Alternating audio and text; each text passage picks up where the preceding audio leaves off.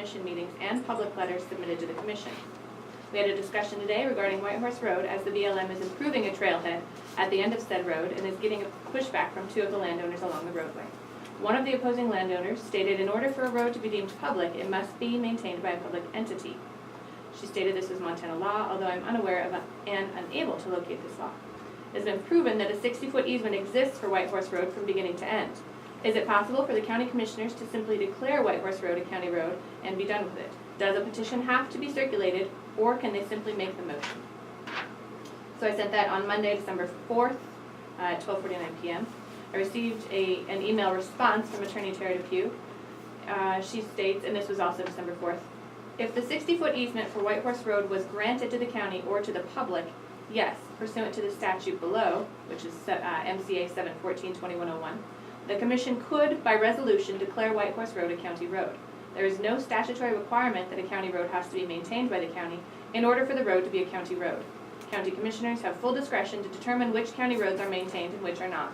Many county roads across the state are not maintained on a regular basis, if at all. If at all. If at all.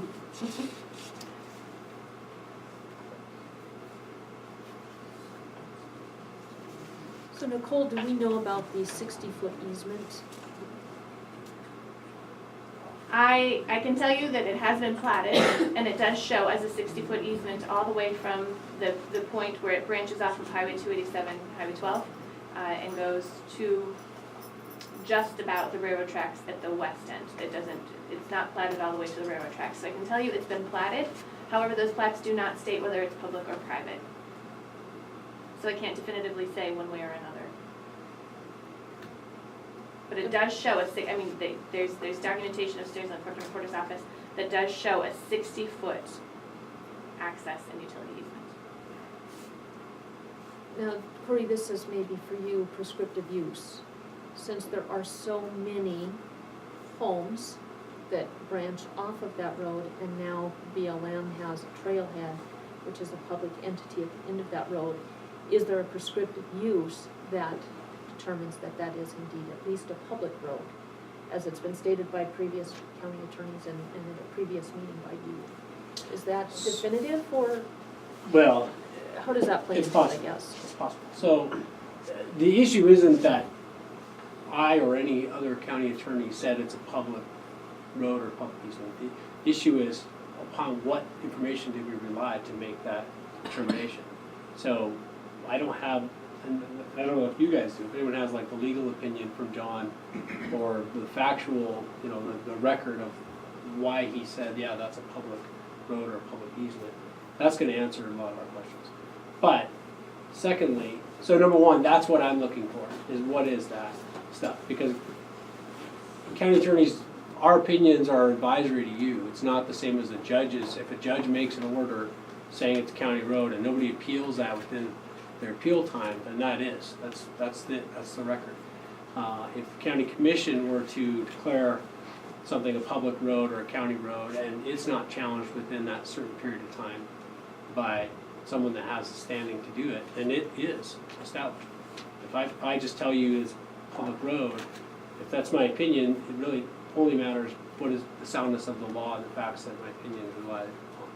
And I'm not saying that those aren't sound opinions from the past. What I'm saying is I don't have in my possession the basis for why they made gave those opinions. But yes, the minutes, there are minutes of meetings where John Flint says this is a public easement. So I'm looking for what in 1998 or somewhere, I don't know what year it was, when actually it was probably about 2004, when he said that was the case. I'm trying to find out why. But secondly, as far as prescriptive easement goes, it's possible that it is a prescriptive easement. However, a prescriptive easement doesn't exist until a judge says it exists. So you got to go through a court battle to make that happen. And there are some aspects of the law where if you litigate them, the loser gets attorney's fees, and road and ditch easements is one of them. So, the winner gets attorney's fees. That'd be great if the loser did. But so someone would have to go through a court battle to get a judge to say that is a prescriptive easement before it is. Looking at this history, I think it's a pretty strong case that it would be, because it's you have to have 7 years or more of what's called adverse use, which is, I'm driving on this road like it's a county road, and I'm driving, especially where this easement is located, it's not located with the road down the center of the easement where it's 30 feet on each side and goes into both properties on either side of the road. It's really a 60-foot along the property line, so it's all 60 feet on the properties on the north of that line. And so if someone lets somebody drive across their land for 7 years like there's a road there, that's generally established as a prescriptive easement. There's limits to that. One of those limits would be, no, you were doing it pursuant to a private easement where we granted that private easement to the property owners that were west of us on that road and their successors and assigns. And everybody that was traveling that road was going to a house that was developed, pursuant to whatever history of development that happened from that original landowner. I think the question would be, when you start getting those side roads that go north, then I think you'd have to go back to, basically the bottom line is it's a very research-intensive property question. And the things I outlined at the beginning, I think, are the minimum that you need to be able to say, yes, this is or isn't a public easement. But again, I'd go back to, is there a reason why the folks that live along that road are opposed to just petitioning to make it a county road? Has that been discussed? That'd make the whole thing so much easier. Does Do they anyone know want the it a answer? county road? Say again? Do they want it a county road? That's my question, do they want it a county road? You guys live along the road? You guys want it? a Not county White road? Horse. Okay. Or Sagebrush and You know, I Bell guess I look in the aspect of, I know we've had in the past few years with the snowstorms, if your guys' roads get drifted in, who comes and cleans it? Me. Us. You guys do. You know, there's some benefits, there's some consequences, obviously, to have that, if they do it under our ID or whatever it is. But for the safety of your homes and your person, I would think there would be a logical idea to do. But, I guess I'm more concerned, if I have an easement on my place, because my property line goes in the middle of Flynn Lane. So if that's an easement through there, and I sold that chunk off to somebody, that easement would go with it. And once you have an easement, you don't get to control who comes and goes. If they're welcomed by a landowner or a homeowner, they get to go down it. So what seems to be a private road technically has been a public road for many, many years. And I don't think that's a hard fight to put in there. And the landowners and homeowners have changed drastically on White Horse Road and Strawberry Lane and Elkhorn Road since I've been here. So, Are those the roads that come off, Yes. Strawberry and Elkhorn? and there's been homes that have been added and taken away. So, in an aspect is, once you open the door, you open the floodgate, you got everything that came with it. And that expansion hasn't stopped. Well, it's slowed down. I don't know if they put much out there lately, but in the last 17 years, there's a lot more homes out there than there was when I first started. So, that's my opinion. I think just by the historical use of that road and what it started out as, everything starts out in one thing, but it ends up in a different situation. I think this is the same concept. But, if I lived out there, I'd sure like to have the county services come clean my road off, so I can get a fire truck, an ambulance, or a law enforcement car to my house when I needed them. So, that'd be handy in my idea. But So do those roads that branch north, do those branch into that developed property that was the original property accessed by White Horse? I don't know who owned that property beforehand, but, I look at Elkhorn Road, there's, what? So 10, the 10 or Burgess, 12 Cooper, homes. Castiglione, Castiglione, whatever the name is, Strawberry Drive is on that piece of property. and where's White Horse? Right there? Right here. Or no, the other one, Elkhorn, right there? Mhm. Okay. So- And that was a subdivision. So all those are accessed by people who purchased property from the original holders of that easement. So that doesn't translate to public easement, translates to them being successors in interest to that easement. The big one is if the BLM purchase translates that to a public easement. So And are there subdivisions off of that road? Yes, there. So by what you're saying, Corey, is each subdivision, each lot in that subdivision then got an individual easement in order to use White Horse Road to get to their subdivision road? Yeah, so the easement was established and it says that the easement to access their properties, those landowners west of Nagels, and that was conveyed to their heirs, successors, and assigns.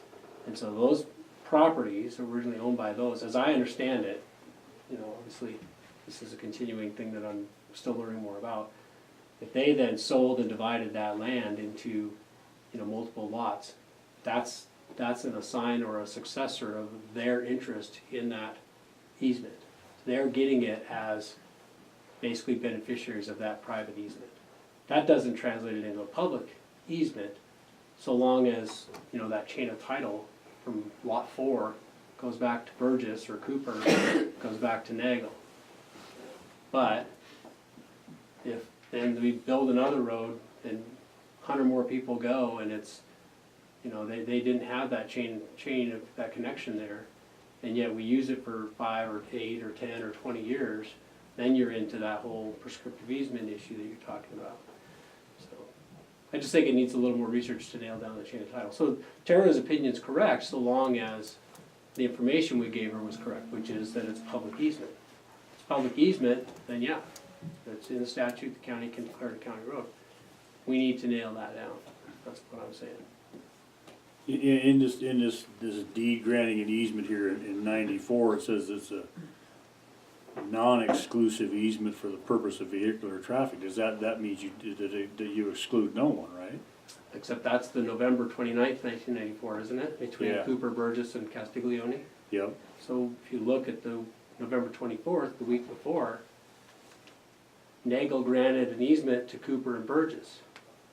And it was a private easement for them, okay? They turned around then and granted their portion of that private easement to the property owner between them and Nagel, because Castiglione already had a private easement from Nagel. That's the document we need to find. So they granted permission for each other to travel on that road, but it's within the limits of the permission granted to them from Nagel. So if I tell Wynn he can come over to my house, you know, business hours, and he shows up at midnight, he's exceeded my expectation. Or he shows up at business hours with 25 friends in tow, he's exceeded my permission. But if I say, Wynn, treat this house as your house, then he can show up at midnight with 25 friends and, you know, cook food and do whatever he wants to do. It's all a matter of that limit that was placed by Nagels with that November 24th, 1994 easement. If that was the only one, our whole issue would only be whether the BLM's purchase made this a private easement translated into a public easement. But I'm telling you, it's clear there are other documents in the record prior to 94 that we don't have. Or at least prior to November of 94 that we don't have. We need to find those documents. And I think there's a 1980 easement, and I think it's pointing to a public easement, and I think there's a pre-1980 easement that is establishing a public easement for access and utilities. The problem is I don't have that document. So and I suspect that's what John Flynn relied on. But we gotta find that document, or else you're not making a very sound decision saying it's a public easement. And so when I say non-exclusive there, when it says non-exclusive there, it's possible. You have to look at what is non-exclusive modifying, because it says vehicular traffic. I think it's saying non-exclusive as in you can walk or ride a horse down the road. It's not just for vehicular traffic. But it could be that it's saying you and your friends, etc. But they cannot exceed the permission that Nagels gave them in the easement prior to that. So, like I said, I think there's more stuff, more dogs that haven't barked in the record that we need to find.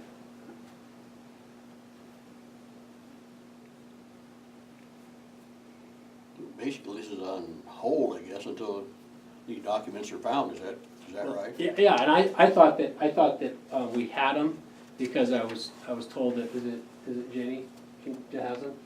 She has a private, public documents, but in her private file, so I Right. don't have them. So she may have some, but I think some other folks have some, so I'm gonna And I thought that they had kind of, they all had the same collection. And now it appears that there's some other documents out there that she doesn't have that, I think I know who's got it, I'm gonna do a little more digging. The reality is if they're recorded, they're in our records, we just gotta do some digging. I mean, some of these things are, they just require some elbow grease to find them. If it's not a recorded easement, then it's, doesn't really matter. It's not legally binding. It seems we kind of do this dance every 10 years. This is certainly not the first we've addressed this. I'm wondering if we can't set 2 weeks from now that we're gonna address this again. Let's put a timeline on it so that it doesn't languish. Let's get this taken care of one way or the other. We have the agenda already done for next Monday because of the holiday. I'd request the Monday after we put this on again. And can Have I Solly ask that we answer. also, let's engage with the folks on that road and find out, I mean, if they want to just petition to make it a county road, it's really easy, we can just proceed. So, that would be the simplest solution. May not happen though, I understand. So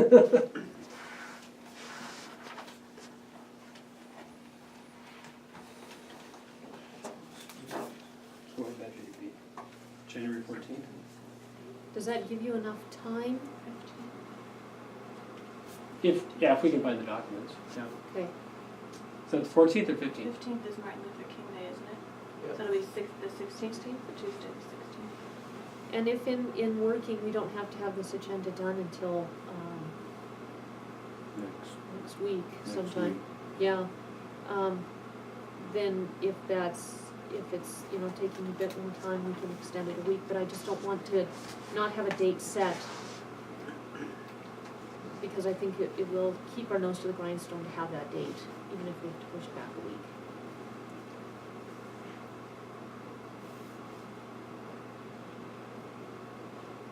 Is there any more public comment on this matter then? So I would add one more thing. In those easements, it does say that those property owners who got that easement from Nagel, they have a shared responsibility for maintenance of that road. So, I guess if there is a concern about road maintenance, everybody on that road, if they're a recipient or of the benefit of that easement, they also receive the burden of sharing the maintenance obligation on that road. So,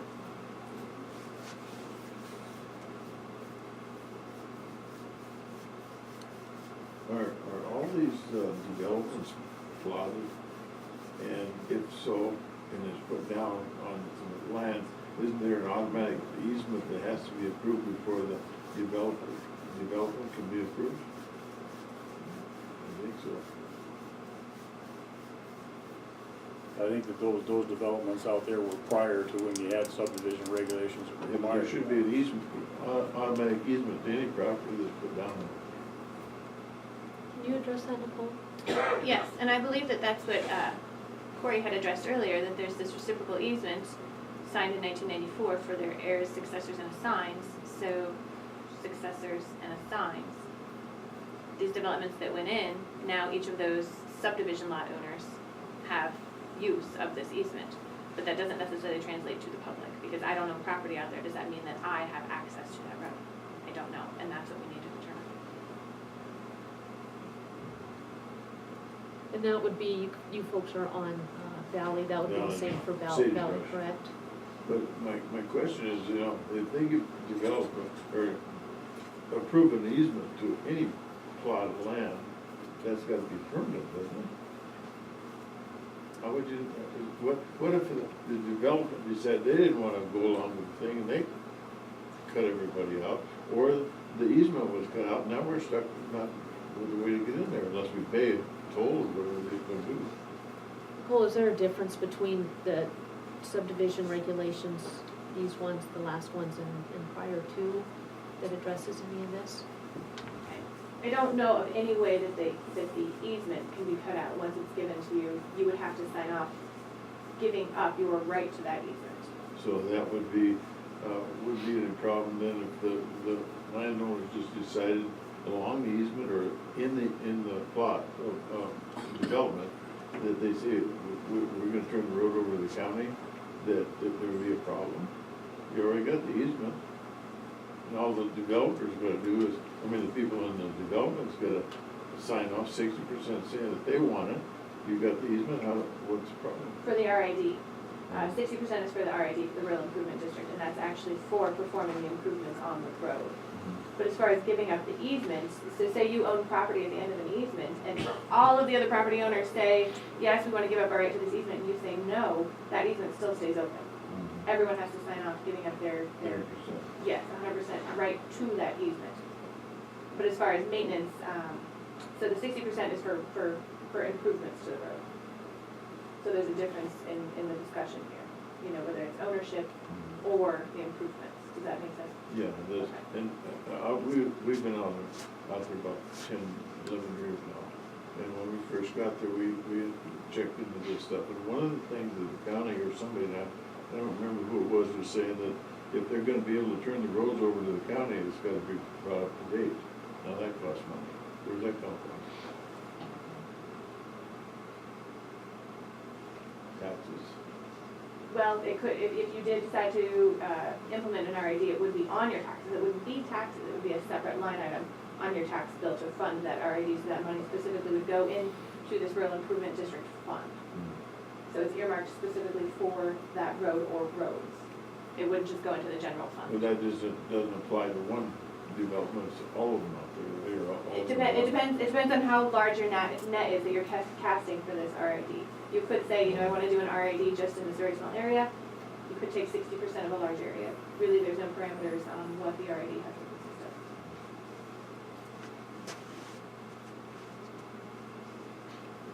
Now, who's liable for that tax? Just the people in that area? Just the or- people within the RID area, yes. So what about all the other county road taxes on the road service? Right, you're still paying your county road tax. This is a whole separate line item. But does So- everybody in the county help us pay that? No, not for the RID, just you, yes. And so that's why it's implemented by the people. The county certainly is not going to put something in place saying, here you go, you get to pay to improve your road. That has to come from the people of the RID area that have to initiate that discussion. We're not going to put that on. So do you guys do an overall road maintenance plan as far as, these are our priority at this standard, these, and you, every couple of years or? Every year. Every year? Mhm. Okay. So it'd basically be someone who's in maybe standard B or C, and they want it to be increased. County says we don't have the money, and so they decide, well, we're gonna, amongst ourselves, pay for that increased maintenance. Okay.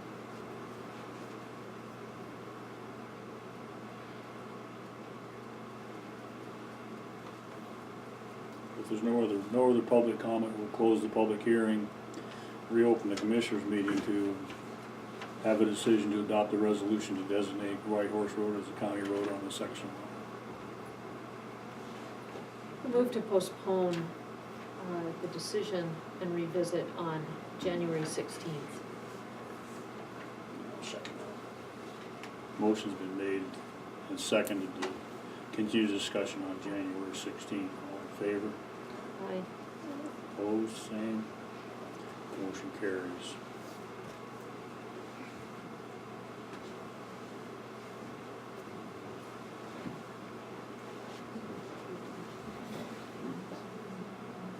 Okay, the next item up for discussion is the Blackfoot Internet connection contract. All right, well, hopefully we can go quicker than, not sure if we're on track or behind. Thanks for coming, you guys. Thank you, people. Thanks. So on the Blackfoot contract, I think I indicated to you a week or two ago, I've met a couple times with the Blackfoot team and their attorneys. My two biggest concerns, I feel like they've addressed them adequately. One was, in the event of a dispute, that there's no attorney's fees or costs to the loser. And that's important for us because, that's not the method in which we pay for attorneys. We pay it through our Mako subscription and membership and agreement that we have. So Secondly, so they agreed to that. The second one is establishing a level of service below which, if they drop, we are allowed to basically withdraw from that service. This one's good. It's not quite as strong as I wanted because if you look at the Blackfoot contract, it was structured to have it's many different services that they're providing, and we would basically be withdrawing from the ones that are deficient, but not the entire contract. I went through our old contract with CenturyLink, and it basically has the same provision, and we haggled on it a bit, and it's. I mean, I am convinced that that's generally what the industry's standard is gonna be, you know, particularly if you're, let's say we have 10 services and only one of them is, and maybe it's not even a significant one, delinquent. Number one, do we wanna withdraw from the entire thing? Cause then we would end up having to contract that with somebody else, probably at a higher relative price, and we'd be kind of where we are now. Where we are now is we have multiple different contracts with multiple different providers, and, causes a fair amount of confusion for one reason. You've got different terms that are expiring at different times, you've got different provisions, different rates. So the general idea of putting that all under one service provider is good from the point of simplicity. The downside, and I would say that I think it's a significant downside here, is in doing so and withdrawing from these other contracts is we are gonna have to pay a penalty to these other providers in order to get out of the contracts. So I'll talk about that in a second, but where we are right now with the last meeting I had with the Blackfoot lawyers and sales folks is they're guaranteeing the amount of the services at the price that's in the contract. Originally it was vague. I thought it looked like they had wiggle room where they could increase the costs or not provide all the services. And I said, that's not gonna work for us. It has to be all or nothing at the price you've quoted. And so they did put that in the language. If you recall, what the original discussion was is that they would basically ask for a commitment from the county. They would then do an engineering study, a period of engineering study, come back at that date and say, we can do it or we can't do it. Well, the date that they had committed to was January 1. This has caused them to ask to delay that. So they're looking more like March 1 as the day when they would come back to the county and say, we can offer all these services at this price, good to go, or we can't.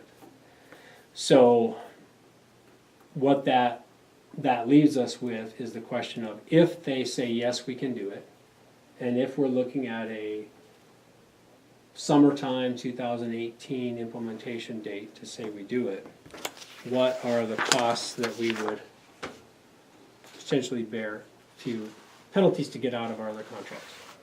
So the Connect Telephone contract is a 3-year contract from July 1, 2017. So it's a 3-year. So if we were to try and get out July 1, around there of 2018, then we'd have 2 years of the contract left.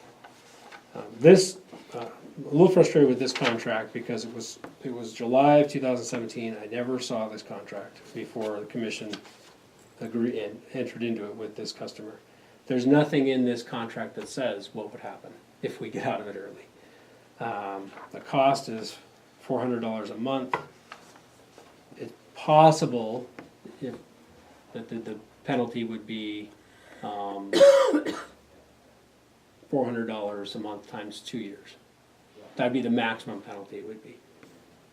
Possible we could negotiate them down, but unfortunately, this contract is silent as to that. So that's a concern.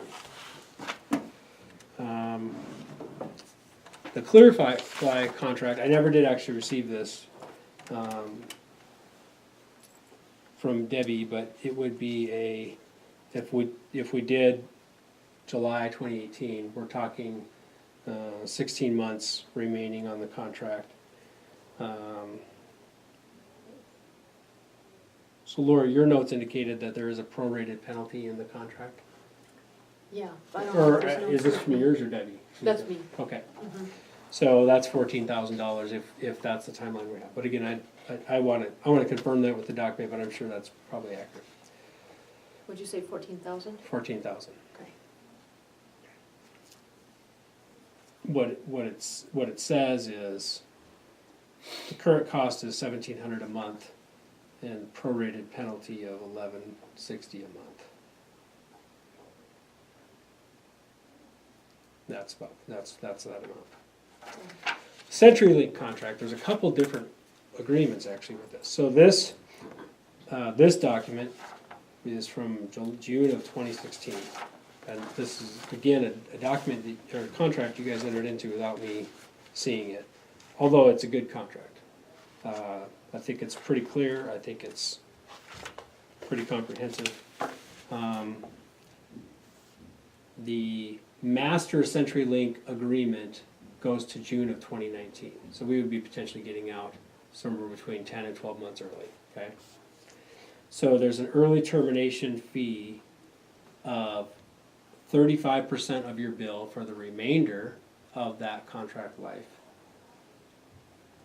Or if there is it's a master agreement with multiple services under it, similar to the Blackfoot one. Some of those services have separate individual costs. There may be a cancellation charge for that service. Make sense? Mhm. For example, so on the CenturyLink document, the 911 service agreement, which is one of the separate agreements under it, expired in May of 2017. So this one's, we are proceeding under the agreement without a written renewal, which the contract allows for that. But in other words, if we were to terminate that, we wouldn't have a penalty on this one, the 911 service, so no penalty for that. For the networking,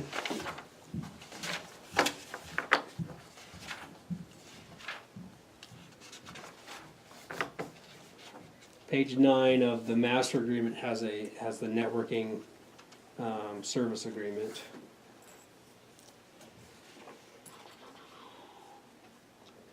For the,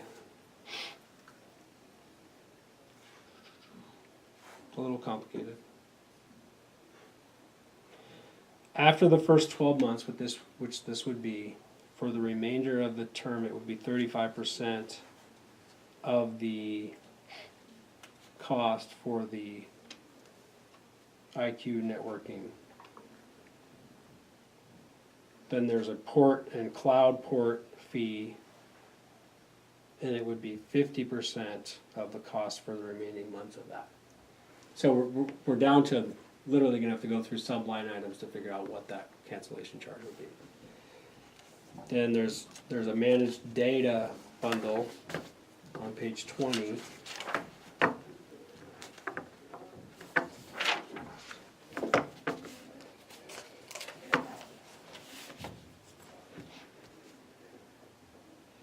And it would be, it's actually, it's a little bit complicated.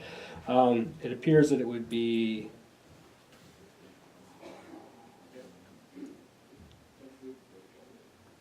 50% of the cost for the managed data bundle port fee for the remainder of the contract.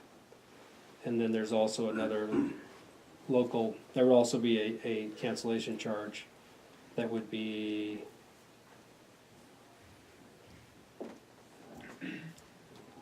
it requires us to go do some calculations to figure out what it would be. It looks like it might be around $500 to $1,000. I'm guessing $500.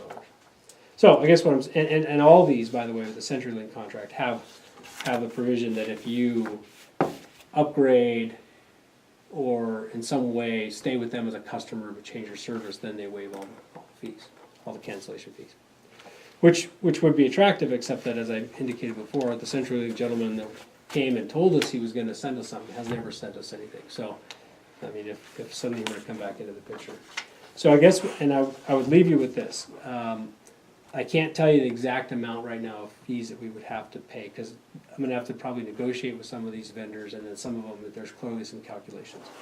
But I think I think this amount in the $20,000 range, I think is probably in the ballpark.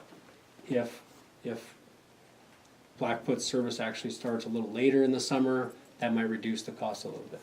But I would say you're likely going to be in that $20,000 range. It could be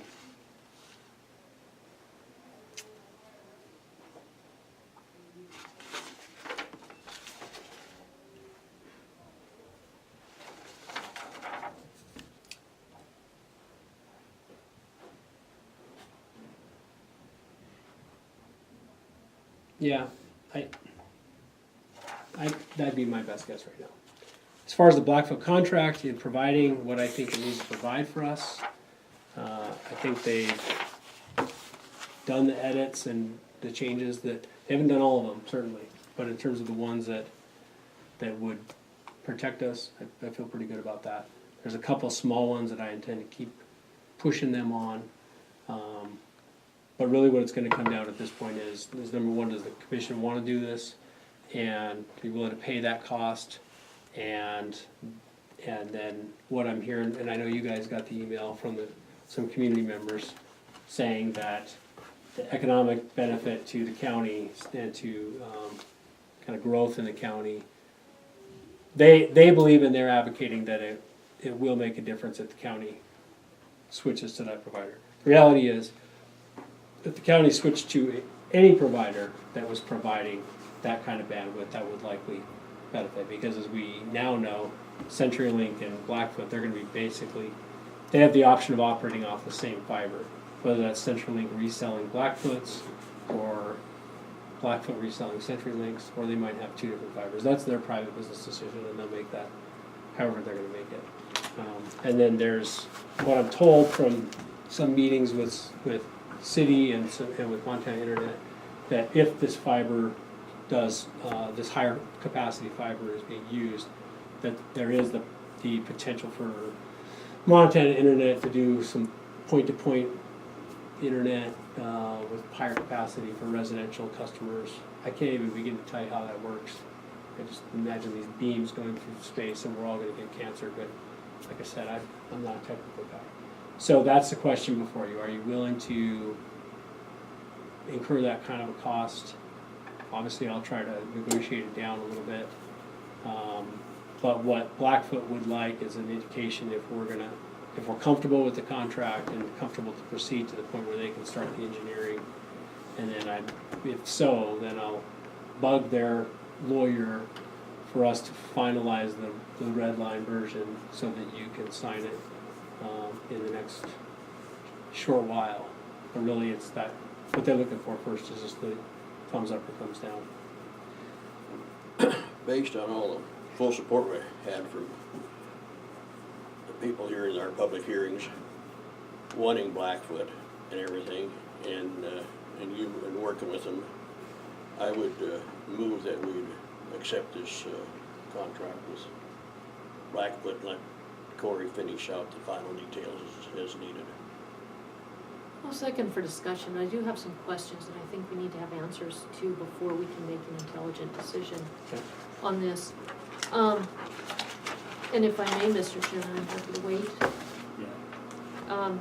911, I have understood from your staff and people working with you guys that there were issues years ago, that those got kind of ironed out with Connect and with Clearfly, and now the 911 systems, the phone systems are working well.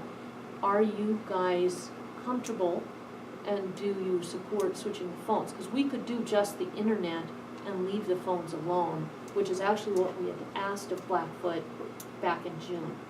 Where are we at, in your opinions, with 911? You know, That's number one. I honestly think that you're looking at apples to apples when it comes to services. You're just looking at your service provider. I think everything is running off the same components.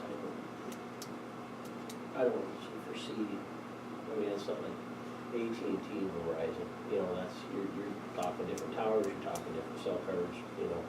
And if you're talking about a landline, I think you're pretty consistent. And I think what Corey said is, whoever has the ability to get it there, they're gonna sell it to whoever gets it there. and so I don't foresee that being an issue. One issue, my big issue, is obviously our siege and access, for the point of internet security. And when I did talk with Butch Usby, who's in charge of that, they're actually going to a point-to-point wireless themselves, or they already have. So there's an avenue there. My concern, obviously, was when we talked about putting that point-to-point in out there by, El Camino Roy, the old PFM building. And we talk about putting it out in that area. You know, they're shooting it from the state right now to the dispatch headquarters out of Fort Harrison. So that's what they've done. There's some scrutiny, there's some things that they have to do, but that's between the company and Siege and to get that done if they want that service. But I don't know if there's gonna be, like I said, I don't know if there's gonna be a huge difference if it was CenturyLink or Blackfoot or, you know, Mountain Bell, if you remember that back in the day. I think it's all, everybody's using the same stuff, you're just buying a lease to get through it, so, unless you have something else. Dave? No? Okay. You're not gonna ask me? Do you know how to dial 911? Not twice. I hope we get a response. Yeah. All right, good. Well, I wouldn't want to make any changes to the phones without your blessing. And then my next question then is, based on the email from Della Elke, she has expressed concern about the amount of time this has taken and where we're at. We originally sent a letter in June asking for some updated information. We didn't hear back until September. And at that point, they were saying, well, we could give you a yes, whether we'll work with you or not in January. In your office with Scott on the phone, Montana Internet said, really the engineering is 3 days required because Blackfoot's going to be reselling CenturyLink's line. So CenturyLink's already coming in, Blackfoot's going to take their fiber and resell it. So that engineering's already been done. I am more than happy giving time for the engineering, but I think 2 months is excessive when we have such a dire need. I would like to counter with February 1st, February 10th, but not to March 1st. That just, in my mind, is excessive. 30 days is 10 times the 3 days that Montana Internet says is needed for engineering. So that's where I'm coming up with that. That would be just in keeping with Della's needs, Della's email, Della's request. I spent a little time with Montana Internet after that, and I think they're talking apples and oranges. Because I've pursued it a little farther to find out. And the reality is these companies, nobody's, you know, they're a private company. They're not going to tell everything they've got going on, their business plan or their model or whatever, how they think it's going to pencil out for them in this market. And so spending a little more time talking to those details with them. And again, we're talking technical things that are beyond my comprehension. So I'm asking them to really dumb it down. What I got actually from Montana Internet was great. I hope they do the project, and we'll probably jump on and reach a lot more residential customers for it. And as far as the engineering goes, I'm under the impression that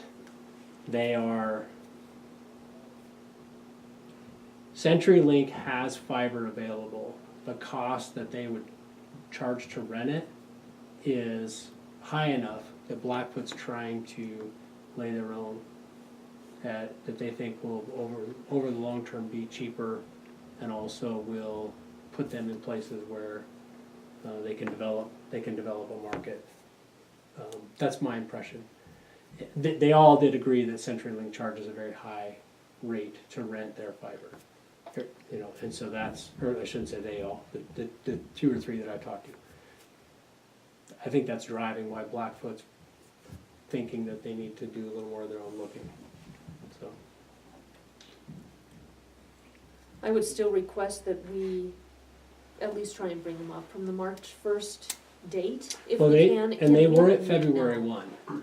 1 when I talked to them 2 weeks ago, and they said we're gonna try to do that, but we're concerned that it's, especially with the winter, that it's gonna be, after February one, and that March one may be the date we ask for, we know we can come in with a good answer. So, kind of, I think they're along the lines you're saying, they're Okay, just worried with the weather and with, you know, getting a thumbs up proceed from us, that it might be after February, that it likely would be after February one. I would feel more comfortable, I guess, maybe with a, set a date of February tenth, but we will allow up to March first without, you know, any penalty or reverse penalty, whatever that terminology would be in the legal world. But that's all the questions I have. My biggest one was the phones and 911, and then just expediting. And just to be clear, so that date we're talking about is the date when they say, yes, we can engineer it, we can offer these services at this price we quoted you. As far as actually implementing it, under any scenario, we're talking summer of 2018. Just roll Can we get a through. date? Summer could be June to September, right? We Yeah, need June. and well, I've asked them to pin down a date, and they were reluctant to do it based on the engineering study. I think after coming out of the engineering study, I think they can tell us a date. Make sense? It makes sense. I told them the It's just difficulty. Our need is not September. Right. It's last September. Well, and the difficulty for us is, and this is what I told them, is we've got 4 vendors here. So we have to do a transition from 4 vendors to 1. We need to know that date in advance so we can actually make it happen, figure out penalties, negotiate, etc. And so that's where I have pushed it pretty hard for a date. Until they've done the engineering study, they're not gonna be able to give me a date, they're just going to give me that range of that's summer, that's summertime. So, but yeah, I'll definitely tell them that we have to have the date. Okay. We've got a motion and a second. Are we gonna proceed with this?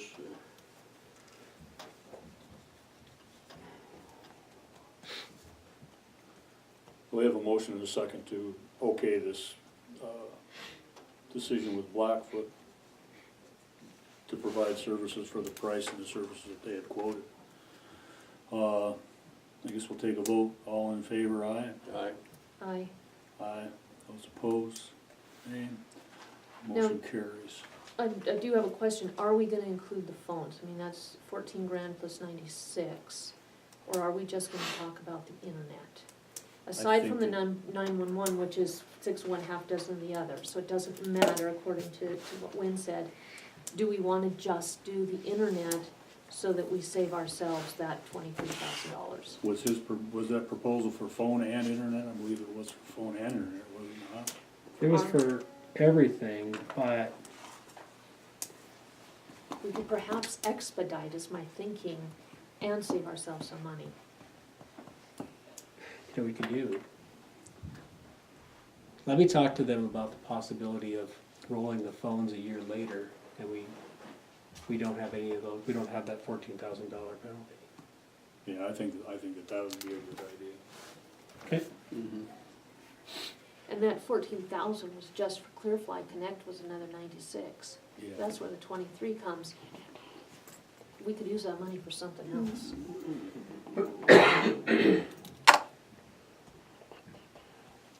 But that's 2 years later. Right? That's 2 years later for Connect. Cause that's a 20, hang on. Yeah, but it would only be a 4,800 if we said we put them on, even if we just put them off a year. Rolling over a year.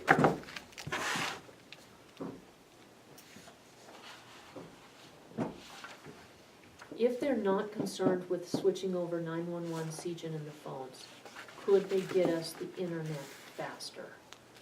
That's my point. Even the money, it's a substantial amount of money, but I think that's secondary to getting internet expedited.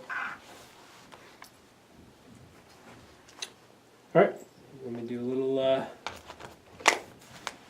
talk some turkey. All right. Does that jive with our motion? Or do we need another motion that we ask you to charge I think forward? I stated in there that Corey would work with him on this. So that leaves it. Is that in the discretion. motion, Ann? Or do you think we need more clarity? Franklin said the people want Blackfoot, he moved to accept the contract with Blackfoot. In there. I And thought I had Laura it. seconded for conversation. Could I make a motion that we ask Corey to discuss with Blackfoot expediting the internet with removing the phones for the time being? Adding those at a later date, one for the expedition, and two, to save ourselves the county money. So the idea would be I could present that option to them of, this is everything, we don't know exact date, but this would be another way that would be more beneficial to the county in terms of cost savings and potentially move faster on the internet. I'd say you work with him on that.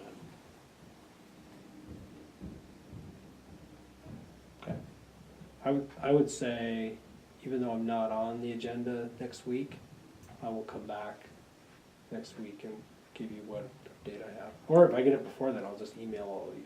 How about that? That'll Okay. work. Sounds Yeah. good. Do we need a vote for clarity? It's up to you. It's clear as mud in my mind, so. But I understand your motion be that we would present to them a request that we look at option B, which is proceed with internet now, delay phones in order for us to save costs and also potentially to speed up their ability to enact the internet. Yes. Okay. So option A is their contract specifically as they have it. Roger, drive forward. Our option B is to leave the phones out and expedite the internet. So if B's not possible, then we go back to A. Okay. All right, And before you leave, I would like a second and a vote, since I did make a motion. If we're not gonna vote on it, the motion dies, I think we need that clarity, so Corey doesn't waste his time trying to expedite internet for us. Okay, so your motion is just to have him, just do just like we just said was, Mhm. we go with A, but we would like option B if possible. And if we don't get B, we go with A. Yeah, Okay, motion's been made, all in favor? aye, I need a second, I'll second. Okay. All in favor? aye, Aye. all right. thank you. Thanks, Corey. Working on that. Sorry, we're over time. Sorry, Judge. He'll take it out on you later. Dismissed. Yeah. Okay, next item for discussion is Kirk Flynn, Justice of Peace, discussion concerning Community Service Coordinator position. I'll be a little bit quicker. But not nearly as much fun, I'm sure. No. So basically, I'm here to request that that position be temporarily absorbed into my office for a couple different reasons. The first one is I haven't been able to make contact with Rowena to figure out exactly what has been happening with that position. So the other reason is, since we started this process, it's been about 2.5 months. My office has assigned 10 hours community service in 2 months. So if there would have been somebody in the position at 10 hours a week, we would have basically had 100 hours of labor into 10 hours of community service. So at this time, I'd just like it temporarily absorbed so we can figure out exactly how much time this is gonna actually take. And that way we're not throwing money down a rabbit hole. And quite honestly, it's, with that many hours, it'd be easier for me just to do it myself than supervise somebody doing the position.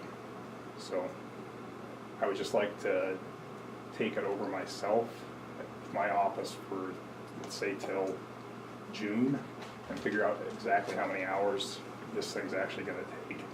Because right now, I don't think there's that many hours to dedicate it to a 10-hour position. So I would just like the blessing from the commission for my office to absorb that temporarily and re-examine again, kind of at busy season when we get our MIPs and whatnot, so. Is there I any think- discussion? I think your suggestion is wise. I absolutely support it. Okay, If I can. yeah, go. District Court does also, in some of their cases, have community service, and that's the other component there. Right. I know she was, essentially my sister, I think, she was frustrated because some of the folks that she had set for community service, they said, it's too much for us, we don't want to do it.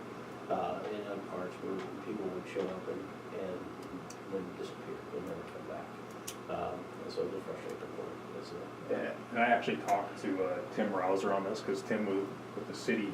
He was in the program, I think they had to pay a fee, actually the city paid a fee to be in the program. And he said that the community service was 100% not worth it, because you make all these arrangements to try to get somebody in there to do your community service and they don't show up. And I can see how it would be frustrating for Rowena. I can see how it would be frustrating for the people who are trying to, get people in and do the community service.